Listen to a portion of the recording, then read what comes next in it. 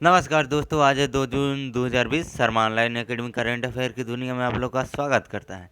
तो चलिए शुरू करते हैं। दोस्तों, मैं इस वीडियो के लास्ट में क्वेश्चन दूंगा जिसका आंसर आप लोग कमेंट बॉक्स में अवश्य लिखें।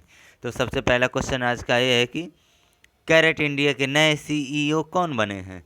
तो कैरेट इंडिया के नए सीईओ अनीता कोटवानी बनी है, यानी ऑप्शन नंबर ए सही है। तो चलिए दोस्तों, इस क्वेश्चन के बारे में और कुछ हम लोग जान लेते हैं।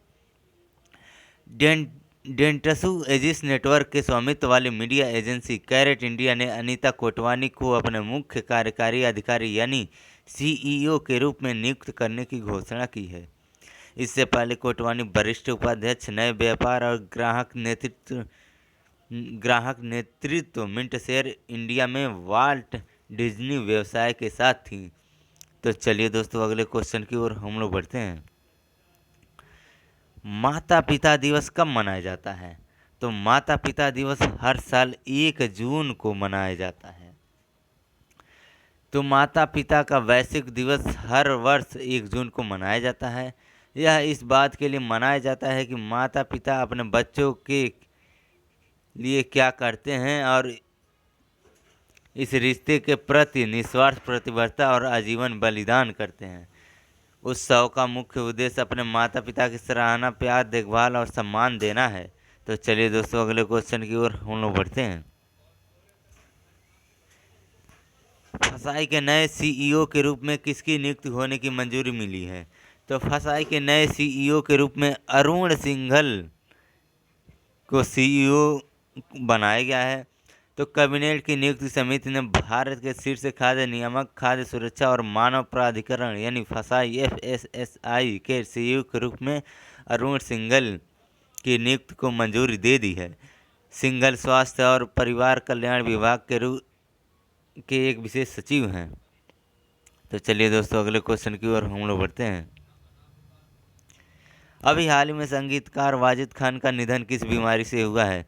तो अभी हाल ही में संगीतकार वाजिद खान का निधन कोविड-19 महामारी के कारण हुआ है। तो संगीतकार, निर्देशक और गायक वाजिद का मई 2020 में कोविड-19 के कारण हो गया है।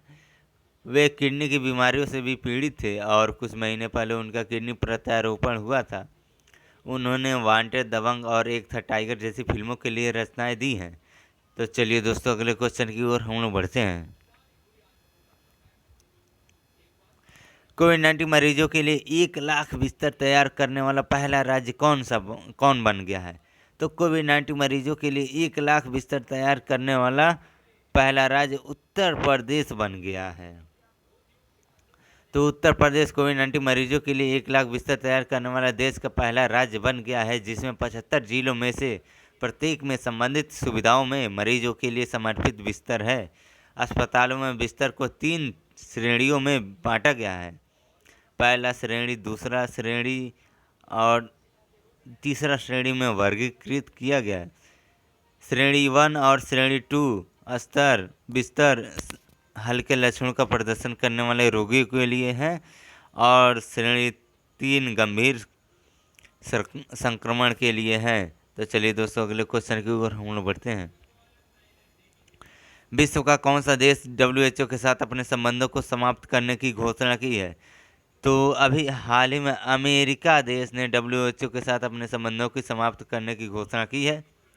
तो अमेरिकी राष्ट्रपति डोनाल्ड ट्रंप ने घोषणा की है कि कोरोना वायरस से निपटने के लिए विश्व स्वास्थ्य संगठन यानी WHO के रवैये के बाद अमेरिका उसके साथ अपने संबंधों को समाप्त कर रहा है। उन्होंने दुनिया भर में कोविड-19 महामारी के कारण हुई मौतों और विनाश के लिए WHO और चीन को जिम्मेदार ठहराया। अमेरिका उन पैसों को दुनिया भर में दूसरे लोगों के लिए पुनर्निर्देशित करेगा जो तत्काल वैश्विक सार्वजनिक स्वास्थ्य जरूरतों के योग्य हैं। तो चलिए दोस्तों, अगले क्वेश्चन की ओर हम लोग बढ़ते हैं। विश्व दूध दिवस कब मनाया जाता है। तो विश्व दूध दिवस हर साल 1 जून को मनाया जाता है, यानी ऑप्शन नंबर 1 सही है। डेयरी क्षेत्र का जश्न मनाने और वैश्विक भोजन के रूप में दूध के महत्व को पहचानने के लिए 1 जून को विश्व दूध दिवस मनाया जाता है। इस दिन की स्थापना संयुक्त राष्ट्र के खाद्य और कृषि संगठन द्वारा की गई थी।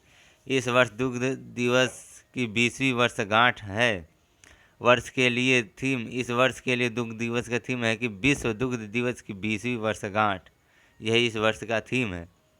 तो दोस्तों आज का सवाल आप लोग के लिए ये है कि विश्व पाचन दिवस कब मनाया जाता है। तो दोस्तों आज के सवाल का आंसर आप लोग कमेंट बॉक्स में अवश्य लिखें। तो दोस्तों पिछले वीडियो का सवाल ये था कि श्रम सिद्धि अभियान का शुभारंभ कहाँ हुआ है। तो श्रम सिद्धि अभियान का शुभारंभ मध्य प्रदेश में हुआ, यानी ऑप्शन नंबर ए सही है। तो दोस्तों आज का वीडियो यहीं समाप्त होता है। यदि आप लोग को अच्छा लगा हो वीडियो तो इसे लाइक करें, सब्सक्राइब करें और शेयर करें। जय हिंद, जय भारत।